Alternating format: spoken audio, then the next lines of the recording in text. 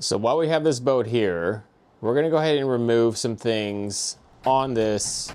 Got a lot of questions about bench seat removal. How do you handle that?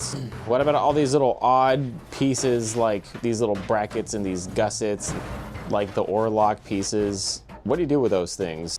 How do you remove solid butt rivets in a safe way that doesn't damage your hull? Well, let's show you.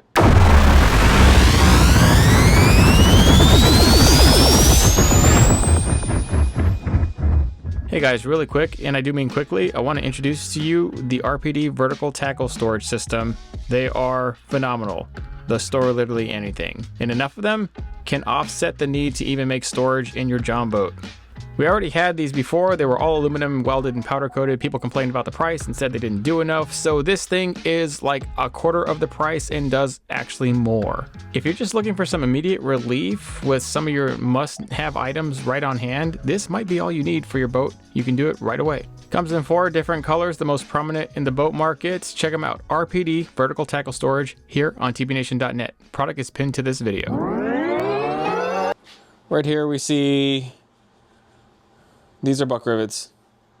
They're solid head, brazier head buck rivets. So that's why these last so long. These pop rivets, you always see a hole in the top, that's a pop rivet. These are extremely weak and only meant to fasten in certain sections. Obviously, this boat is dirt old, and those rivets, I know like all the professional boat builders and whoever they want to talk about always condemn these. The boat snobs of the YouTube community always condemn rivets, but you know what? This boat is like 30, might be 40 years old. Who actually knows? But the fact is that this boat lasted. The rivets never popped or broke. Nothing ever happened. This boat's been through multiple owners before it got to me. Probably was from somebody, I'm guessing from Hemet, California, that moved down here to Havasu. That's like a really big thing. Then they tried to sell their boat for $1 million here, realized that these John boats didn't really have any value, and they ended up giving it away for peanuts to somebody like myself. Like, this boat has been through a lot of owners. It's been painted a few different colors, I think. There's evidence of multiple things going on here. This is not a one owner boat. This is not the stock transom. There's no way this is a stock transom. There's no way. 15 horse. This thing can handle a 15 horse, my ass. What year is it? Can't even tell. 4 persons or 500 pounds. Really? 700 pounds person's motor and gear. That's a lot of weight. There's no way to tell. But see these right here. Notice how these mushroom bottoms are in because the rivets are put on the outside. But these are actually put from the inside, and they are facing out. You see that right there.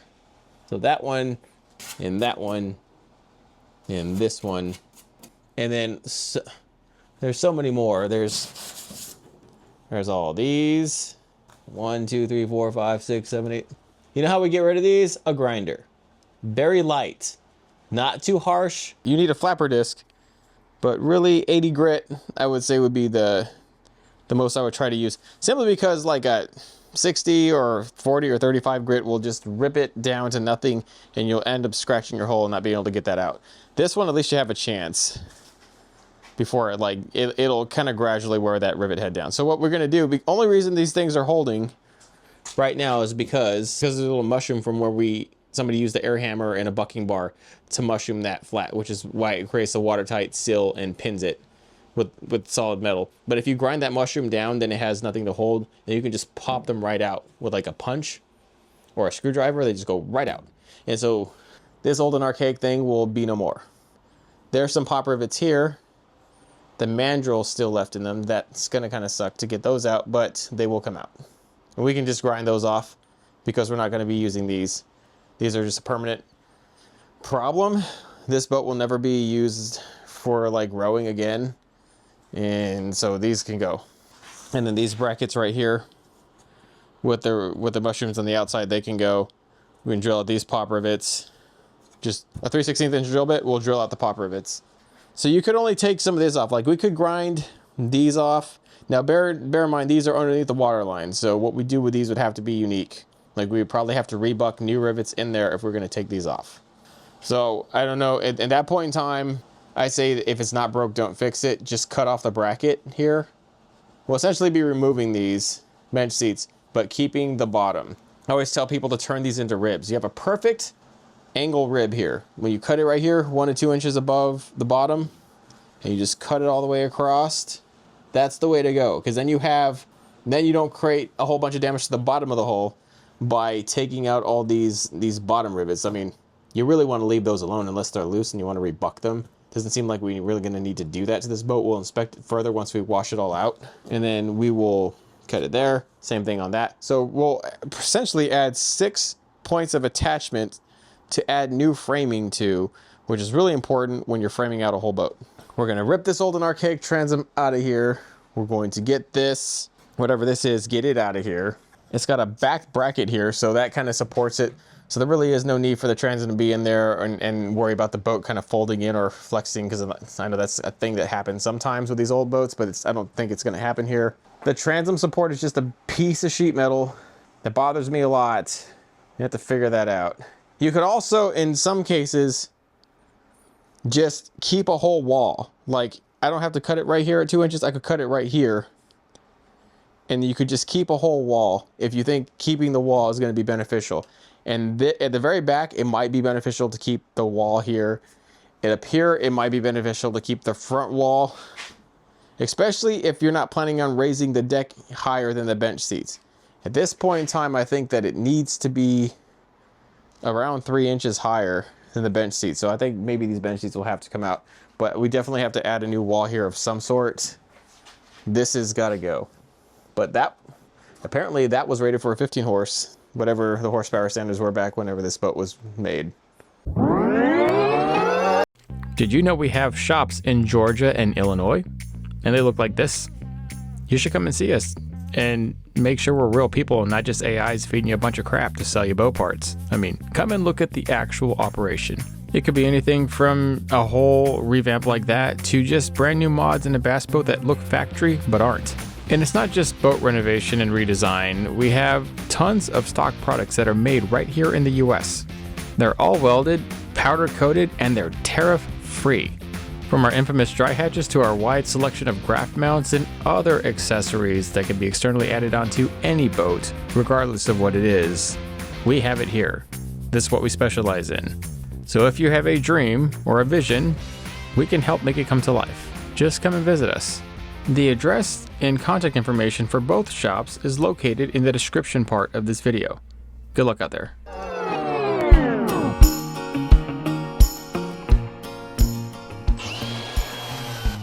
Actually went from an 80 to a 120 grit flat disc because I was just kind of paranoid the hull's a little thin. I'll go ahead and I just take my time grinding those off, trying to make the surface as even as possible. And then once the back of those mushrooms are gone, then any sort of pop rivet, drill them out. If they have mandrels, you can just grind the head off too, and then just like the other ones, they won't have any face. And you can just rip them off like that. It's really that easy.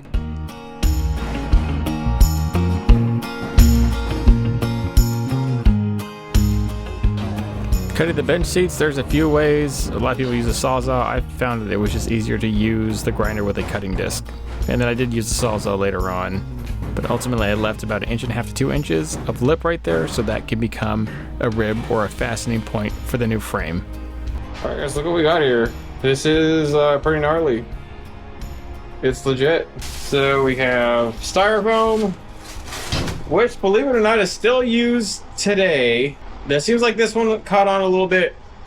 I mean, if we're looking at this only top Styrofoam, and the rest of it is some sort of two-part polyurethane foam. You can see where it doesn't appear to be saturated, but you can tell there's parts where it's been pretty exposed to water and the dirt, and it's kind of soaked that up over time. This isn't the worst thing. I mean, it is really porous and spongy, so it's not like its resistance to actual water intake or water absorption would be there. But I think the reason this is here is because gas can't melt the ABE pore foam, specifically formulated to where gasoline and solvents cannot melt it, and so that's why it's actually here. Otherwise, it wouldn't be here. It's the only reason I could think that they would layer it like this, so like gasoline would not ever melt the Styrofoam.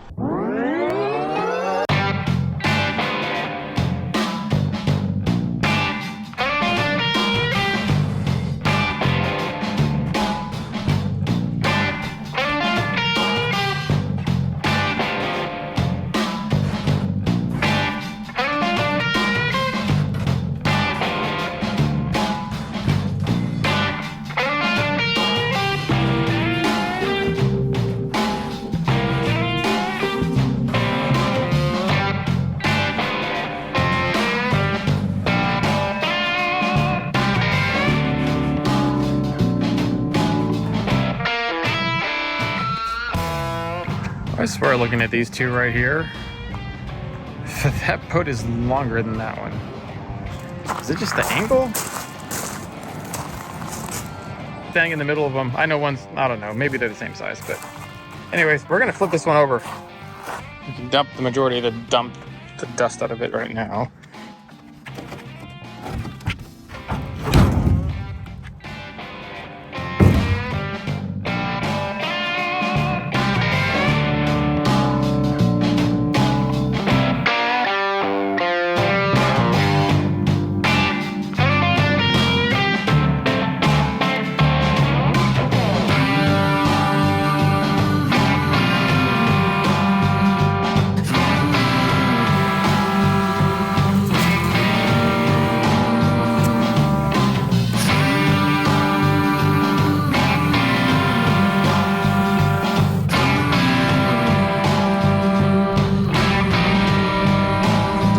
So you rinse the hull off.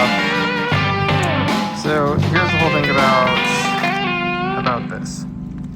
So that we used Easy Off, and it does pretty much immediately remove the paint and the primer. Some of this old primer still had lead in it or whatever. It's super stubborn. You got to go over it a few times, and you might have to take a soft wire wheel to it. Not one of those knotted like rope looking wire wheels. You'll chew right through the hull. But that's like the best way to softly remove any sort of paint that will not come off. And there were some even like here in the front where it was just extremely stubborn, and I got to use, I don't know what I have to use to get it off, but I don't know if it necessarily matters because this front is all concaved in and the back is like that too. And I just think that's just how they seemed it back in the day. They thought it was the most logical thing, but that in and of itself is a design fail. So this doesn't even matter. We'll be covering this up, possibly making it a Mod V.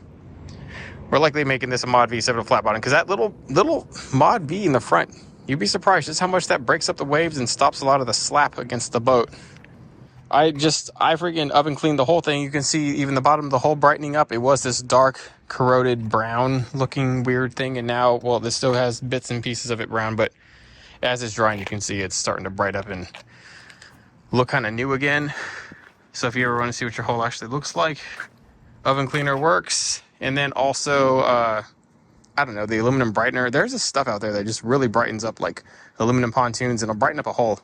You just got to spray it on it and leave it on it for a few seconds, and then spray it off before it dries, and the hull almost looks brand new. So I just wanted to attack the outside of it, because any work that we do to the outside, the paint just needs to be off.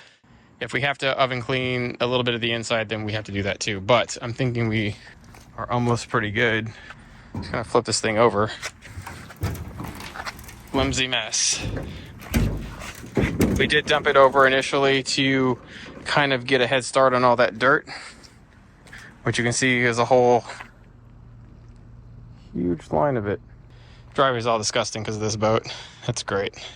Hey guys, we kind of drug the kind of paint stripping stuff into this one. I just wanted to give you a preview of it. We're going to go into pretty big detail how we're going to repaint and prime this boat, but we got to add the pods and redo the front first, and obviously probably the transom before that all happens. But right now we're going to go and just wash it off and get ready for the next video. I'll see you in the next one.